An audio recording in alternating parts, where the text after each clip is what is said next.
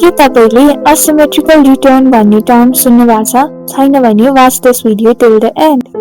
Book पढ्नु, डेटमा जानु, नयाँ मान्छेहरूसँग बोल्नु, नेटवर्क गर्नु, पार्टीमा गएर कुराकानी गर्नु, it is all asymmetrical return वाला कुराहरू। कसरी भन्दाखेरि तपाईले x amount of time, x amount of money invest गर्नुहुन्छ भने त्यो चाहिँ फाइदाजनक वा नोक्सानजनक जे पनि हुन सक्छ नि, त्यसलाई नै असिमेट्रिकल रिटर्न भनिन्छ। अब for example you are investing in a share होइन, सेयर चाहिँ 50 रुपियाँको एक किता छ अरे होइन। अब त्यो सेयर किनेपछि त्यो डुब्न नि सक्छ र उकासिन पनि सक्छ।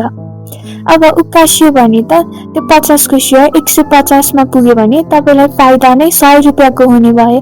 That is asymmetrical return. अनि हामीले चाहिँ अहिलेको मोडर्न टाइममा असिमेट्रिकल रिटर्नहरु कुरामा फोकस गर्नुपर्छ। पहिलाको जमानामा तपाईले जुन डिग्री लिनुहुन्थ्यो नि, अब सीए को डिग्री लियो भने you be working in a corporate 9 to 5 fix त्यस्तो हुन्थ्यो भने अहिले सीए एन्ड डाक्टर एन्ड तपाईको स्किल सेटलाई पनि प्रेजेन्ट गर्ने एउटा मौका मिलेको छ। अब for example you are preparing this content होइन, यो कन्टेन्ट अब कति मान्छेहरुसँग पुग्छ, कति मान्छेहरु सामु पुग्छ त्यसको आइडिया त मलाई पनि छैन। अब यसको गेम त मलाई असिमेट्रिकल रूपमा आउने भयो नि त। I can get opportunities through this, people can reach out to me, they can share their problems to me and I can make videos for them.